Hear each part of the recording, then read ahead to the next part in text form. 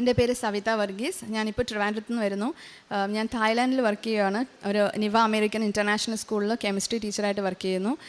ഞാൻ ഇവിടെ വരാൻ കാരണം എൻ്റെ മാതാവ് എനിക്ക് തന്ന ഒരുപാട് അനുഗ്രഹങ്ങൾ. ഞാൻ ഇന്ന് ആദ്യമായിട്ടാണ് ഇവിടെ വന്ന് തീർത്ഥാടന ഉടമ്പടി എടുക്കുന്നത്. പക്ഷേ ഇതിനു മുമ്പ് ഞാൻ ഓൺലൈനിൽ ഉടമ്പടിയിലായിരുന്നു. അവിടെ വെച്ച് ഒരുപാട് തവണ ഞാനത് പുതുക്കിയിട്ടുമുണ്ട്. മാതാവിന് ഞാൻ ഓൺലൈനിൽ ഉടമ്പടി എടുത്തതിൻ്റെ അടുത്ത ദിവസം തന്നെ എനിക്കൊരു അത്ഭുതം നടന്നു.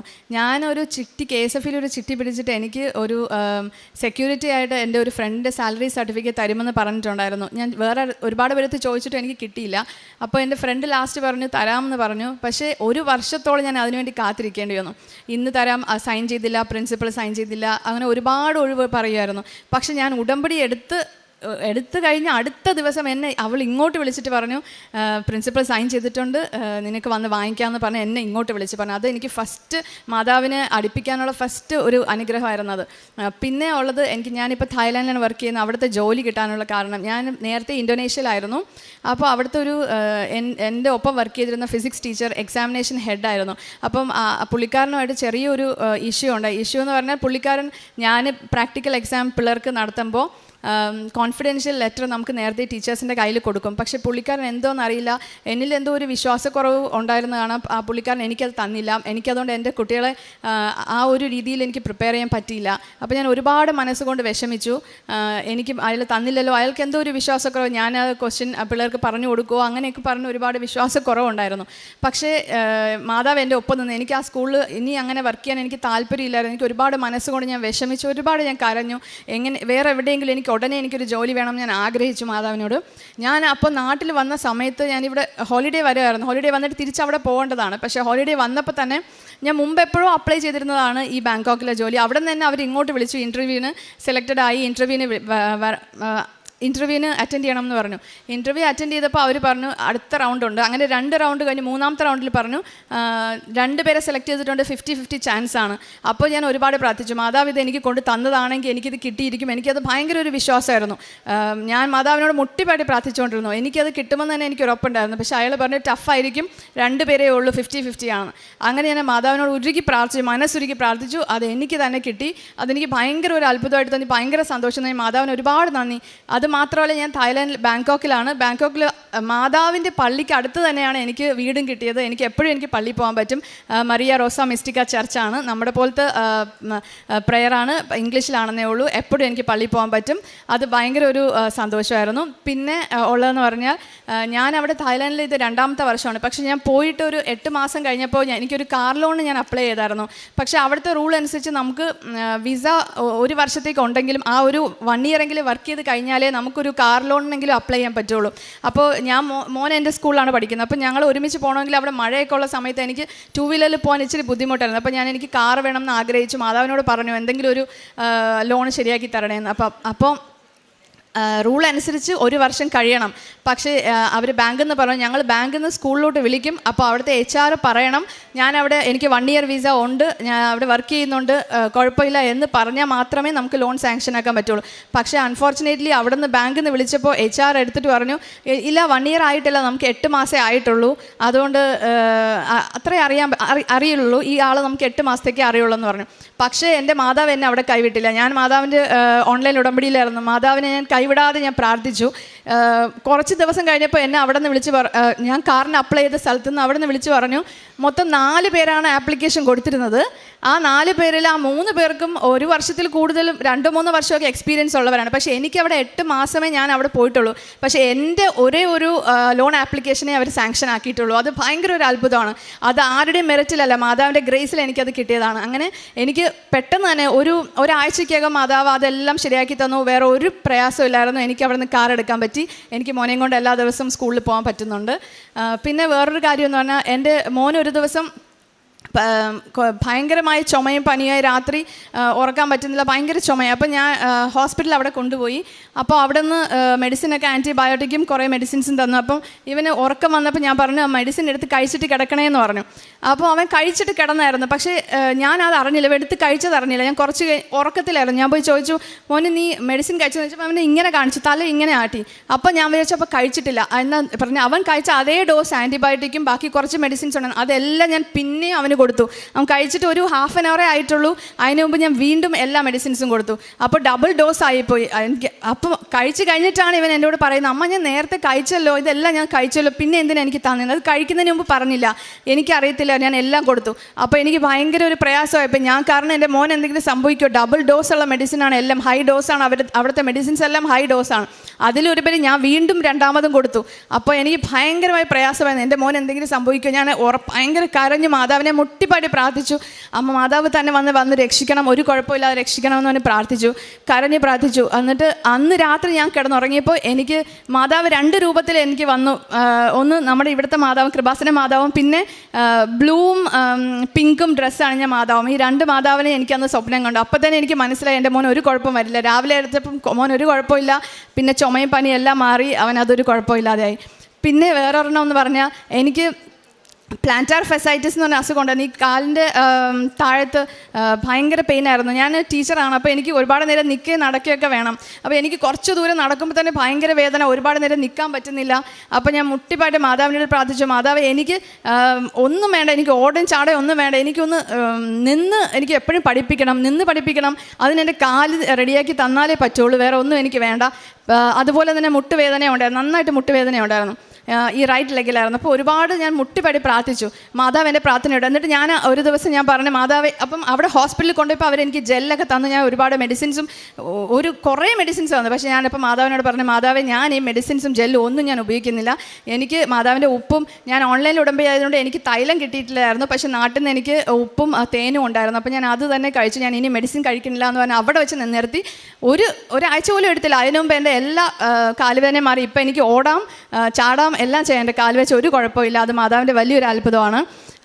പിന്നെ പറയാനുള്ള, ഞാൻ കഴിഞ്ഞ പ്രാവശ്യം നാട്ടിൽ വന്നപ്പോൾ എനിക്ക് ഒരു മാസം ലീവ് ഉണ്ടായിരുന്നുള്ളൂ. പക്ഷേ എനിക്ക് ഇവിടെ വരാൻ പറ്റിയില്ല, എൻ്റെ കുടുംബത്തിൽ ഒരു അങ്കിളുടെ മരണമായിപ്പോയി. പക്ഷേ വന്നതിൻ്റെ അപ്പം തന്നെ ഞാൻ ഒരു മാസം കൊണ്ട് എനിക്ക് എൻ്റെ കുടുംബക്കാരുടെ സഹായത്താലും എല്ലാവരും സഹായിച്ചത് മൂലം എനിക്ക് പെട്ടെന്ന് തന്നെ എനിക്കൊരു സ്വന്തമായിട്ടൊരു സ്ഥലം വാങ്ങാൻ പറ്റി. അത് മാതാവിനോട് പ്രാർത്ഥിച്ച് പെട്ടെന്ന് തന്നെ എനിക്ക് ആരെയും വേറെ എവിടെയും പോയി ഒന്നും പ്രയാസപ്പെടേണ്ടി വന്നില്ല, അതങ്ങനെ സാധിച്ചു. പിന്നെ ചെറുതായ ഒരുപാട് അനുഭവങ്ങളുണ്ട്, പക്ഷേ അതൊന്നും ഞാൻ ഒരുപാട് പറയുന്നില്ല. പക്ഷേ എനിക്കറിയാം, ഞാനിവിടെ തീർത്ഥാടന ഉടമ്പടി എടുത്തിട്ടുണ്ട്. അടുത്ത പ്രാവശ്യം സാക്ഷ്യം പറയുമ്പോൾ നല്ല വെടിക്കെട്ട് സാക്ഷ്യമായിട്ട് ഞാൻ വന്നിവിടെ മുമ്പിൽ നിന്ന് സാക്ഷ്യപ്പെടുത്തും. മാതാവിന് 1000 നന്ദി. പിന്നെ ഞാൻ തായ്ലാൻഡിലായതുകൊണ്ട് നമുക്ക് ഒരുപാട് കാരുണ്യ പ്രവൃത്തികൾ അങ്ങനെ ചെയ്യാൻ പറ്റില്ല. പക്ഷെ ഞാൻ ഏതൊരു സാക്ഷ്യം ഞാൻ എപ്പോൾ കേൾക്കുന്നോ അപ്പോൾ തന്നെ ഞാൻ ഷെയർ ചെയ്യും. ഇവിടുത്തെ ഉടമ്പടി പ്രാർത്ഥന, ചൊവ്വാഴ്ചയുള്ള പ്രാർത്ഥന, അതെല്ലാം ഞാൻ ഷെയർ ചെയ്യും. ഞാൻ ഉപയോഗിക്കുന്നത് ഫേസ്ബുക്ക്, വാട്സാപ്പ്, ഇൻസ്റ്റാഗ്രാമാണ് എപ്പോഴും. അപ്പോൾ ഞാൻ മുമ്പൊക്കെ ഞാൻ വിചാരിച്ചുകൊണ്ടിരുന്ന എപ്പോഴും ഞാൻ എൻ്റെ റീൽസ് ഇടുമായിരുന്നു, പക്ഷേ എൻ്റെ ഓരോ സെൽഫി ഇടുമായിരുന്നു. പക്ഷേ ഇപ്പോൾ ഞാൻ എൻ്റെ സ്റ്റേറ്റസിൽ അതൊന്നുമല്ല, ആരെൻ്റെ സ്റ്റേറ്റസ് എടുത്താലും കാണാൻ പറ്റും. ഞാൻ ഉടമ്പടി ധ്യാനം അല്ലെങ്കിൽ മാതാവിൻ്റെ സാക്ഷ്യം എല്ലാം ഞാൻ ഷെയർ ചെയ്യും. എല്ലാ ദിവസവും മുടങ്ങാതെ ഞാൻ ഒരെണ്ണമെങ്കിലും എൻ്റെ ഇൻസ്റ്റാഗ്രാമിലും ഫേസ്ബുക്കിലും വാട്സാപ്പിലും ഞാൻ ഷെയർ ചെയ്തിരിക്കും. അത് എന്നെ അറിയുന്നവർക്ക് അതറിയാൻ പറ്റും, ആരെങ്കിലും എൻ്റെ സ്റ്റേറ്റസ് കാണുമ്പോൾ അവർക്ക് അറിയാൻ പറ്റും. ഇതുവഴി ഞാൻ മാതാവിനെ പലരിലും എത്തിക്കാൻ ഞാൻ ശ്രമിക്കുന്നുണ്ട്. ഒരുപാട് പേര് എന്നെ കളിയാക്കുന്നവരുണ്ട്, പക്ഷേ അതൊന്നും ഞാൻ വകവയ്ക്കില്ല. ഇതിനേക്കാളും നല്ലൊരു സാക്ഷ്യമായിട്ട് ഞാനിവിടെ ഇപ്പോൾ ഉടമ്പടി എടുത്തിട്ടുണ്ട്. ഇനി ഞാൻ നിങ്ങളുടെ മുമ്പിൽ വരും. മാതാവിനും ഈശോയ്ക്കും 1000 നന്ദി. Thank you so much. യെശയ്യാ പ്രവാചകൻ്റെ പുസ്തകം 26:4, കർത്താവിൽ എന്നേക്കും ആശ്രയിക്കുവിൻ, ദൈവമായ കർത്താവ് ശാശ്വതമായ അഭയശിലയാണ്. സ്തബിത വർഗീസ് എന്ന ഈ മകൾ ഓൺലൈൻ ഉടമ്പടി എടുത്ത് പരിശുദ്ധ കൃപാസനം മാതാവിനോട് ലഭിച്ച വലിയ അനുഗ്രഹങ്ങളെ സാക്ഷ്യപ്പെടുത്തുകയാണ്. ഓരോ കാര്യം മകൾ പറയുമ്പോഴും അതിൽ നമ്മൾ കേട്ട ഒരു വാക്ക് പെട്ടെന്ന് എന്നുള്ളതാണ്. എല്ലാം പറയും പെട്ടെന്ന്, ഉടനെ, ഓരോന്നും സമയഘടികാരം നെഞ്ചിൽ ചാർത്തിയ അമ്മയുടെ, മാതാവിൻ്റെ, സമയച്ചുരുക്ക മാതാവിൻ്റെ വലിയ ഇടപെടലുകൾ എങ്ങനെയാണ് ജീവിതത്തിന്, കുടുംബത്തിന് ലഭിക്കുന്നതെന്ന് മകളുടെ ഓരോ സാക്ഷ്യത്തിലും ആവർത്തിച്ച് അടയാളപ്പെടുത്തുന്നുണ്ട്. മകൾ ആദ്യം പറയുന്നത് വിദേശത്തുള്ള ഒരു ജോലിയാണ്. ജോലിയിൽ മകളെ ട്രസ്റ്റ് ചെയ്യാതെ അതിങ്ങനെ വല്ലാതെ മാനസിക വിഷമം നടത്തിയ കാലത്ത് മറ്റൊരു സ്കൂളിലേക്ക്, മറ്റൊരു വിദ്യാലയത്തിലേക്ക് മാറുവാൻ വേണ്ടി ആഗ്രഹിക്കുന്നു. അപ്പോൾ ശരിക്കും രാജ്യം തന്നെ മാറ്റിക്കൊണ്ടാണ് മാതാവ് മകളെ അവിടുന്ന് സംരക്ഷിക്കുന്നത്. അത് നാട്ടിലായിരിക്കുന്ന സമയത്താണ് അതിനുള്ള ഇൻ്റർവ്യൂ വിളിക്കുന്നത്. അത് ഉടനടി തന്നെ അതിൽ പങ്കെടുക്കുന്നു.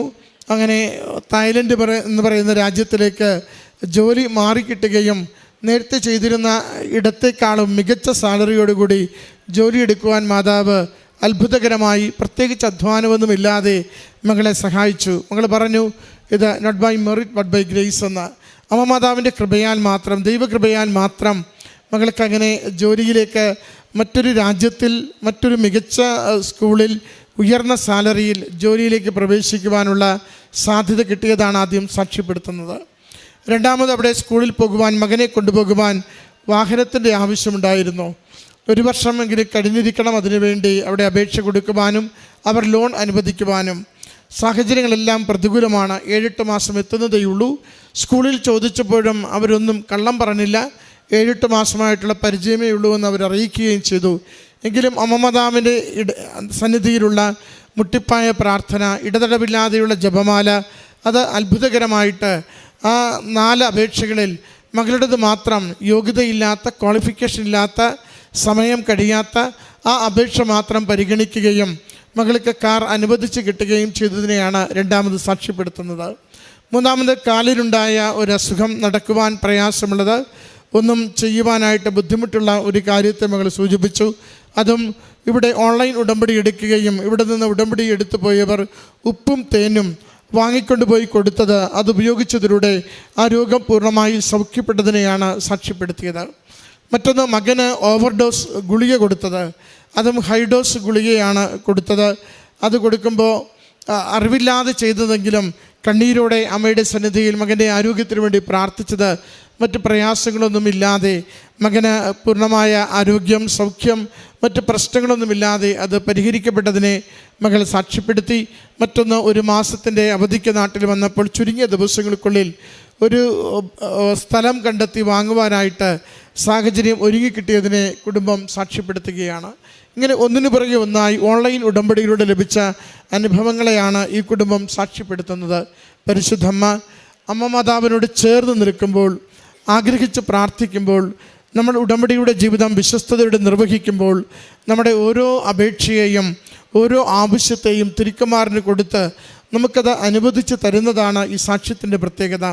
മകൾ പറയുന്നുണ്ട്, ഇൻസ്റ്റഗ്രാം, വാട്സപ്പ്, ഫേസ്ബുക്ക് എല്ലാത്തിലും ഉടമ്പടിയുടെ സാക്ഷ്യങ്ങളും ഉടമ്പടിയുടെ ധ്യാനവും അതാണ് ഞാൻ എപ്പോഴും പങ്കുവെച്ചു കൊണ്ടിരിക്കുക. മറ്റേത് എൻ്റെ ചിത്രങ്ങൾ ഇട്ടുകൊണ്ടിരുന്നത് മാതാവിൻ്റെ ചിത്രങ്ങളാക്കി ഞാൻ മാറ്റിക്കൊണ്ടിരുന്നു. അങ്ങനെ നിരന്തരം ഉടമ്പടിയിലൂടെ എന്തൊക്കെ എനിക്ക് ചെയ്യാനാകുമോ, അമ്മ മാതാവിൻ്റെ ഉടമ്പടി ജീവിതത്തെ എങ്ങനെ മറ്റുള്ളവർക്ക് പങ്കുവെച്ചു കൊടുക്കാനാകുമോ, ആ ഒരു പങ്കുവയ്ക്കലും ആ എൻ്റെ ഉടമ്പടിയോടുള്ള എൻ്റെ വിശ്വസ്തതയും എൻ്റെ കുടുംബത്തിൽ നിന്ന് അനുഗ്രഹത്തിന് കാരണമായെന്ന് മകൾ സാക്ഷ്യപ്പെടുത്തുകയാണ്. പ്രിയമുള്ളവരെ, സമയച്ചുരുക്കത്തിൻ്റെ അമ്മ ഏതൊരു ഗൗരവമുള്ള വിഷയത്തെയും വേഗത്തിൽ നമുക്ക് സാധിച്ചു തരുവാൻ കൂടെ വരുന്നവളാണ്. സമയച്ചുരുക്കത്തിൻ്റെ അമ്മ ഗൗരവമുള്ള പ്രശ്നങ്ങൾക്ക് വേഗത്തിൽ പരിഹാരം നൽകുവാൻ കൂടെ വരുന്നതാണ്.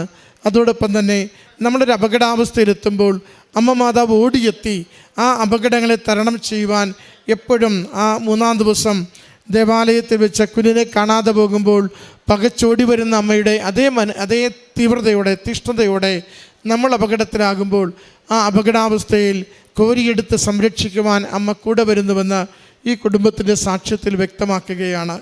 അതോടൊപ്പം വളരെ ഗൗരവമുള്ള മറ്റൊരു കാര്യം കൂടി മകൾ സൂചിപ്പിച്ചിരുന്നു. ആദ്യമായിട്ട് KSFയിൽ നിന്ന് ഒരു ചിട്ടി ലഭിച്ചത് തിരികെ കിട്ടുവാൻ വേണ്ടി, ഒരു സാലറി സർട്ടിഫിക്കറ്റിന് വേണ്ടി 1 വർഷമായി ക്ലേശിച്ച് പുറകെ നടന്നിട്ട് അത് കിട്ടാതിരിക്കുകയും, എന്നാൽ ഓൺലൈൻ ഉടമ്പടി ആദ്യമായി എടുത്തതിൻ്റെ തൊട്ടടുത്ത ദിവസം തന്നെ ആ സാലറി സർട്ടിഫിക്കറ്റ് ലഭിക്കുകയും അങ്ങനെ ആ വിഷയം പരിഹരിക്കപ്പെട്ടതിനെ സാക്ഷ്യപ്പെടുത്തിയിരുന്നു.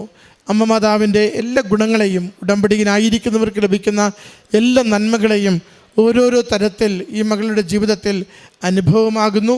അമ്മ മാതാവിൻ്റെ സാന്നിധ്യം അനുഭവിക്കുവാൻ സാധിക്കുന്നു. ലഭിച്ച എല്ലാ അനുഗ്രഹങ്ങൾക്കും നന്ദി പറഞ്ഞുകൊണ്ട് അമ്മ മാതാവിനും തിരുക്കുമാരനും നമുക്ക് സമർപ്പിക്കാം. കരങ്ങളടിച്ച് ഈ സാക്ഷ്യത്തെ നമുക്ക് സമർപ്പിക്കാം. അത്യപൂർവ ദൈവാനുഭവങ്ങൾ ഇനി നിങ്ങൾക്കും സ്വന്തം. ഈ യൂട്യൂബ് ചാനൽ ഇതുവരെ സബ്സ്ക്രൈബ് ചെയ്തിട്ടില്ലെങ്കിൽ ഇപ്പോൾ തന്നെ സബ്സ്ക്രൈബ് ചെയ്യുക.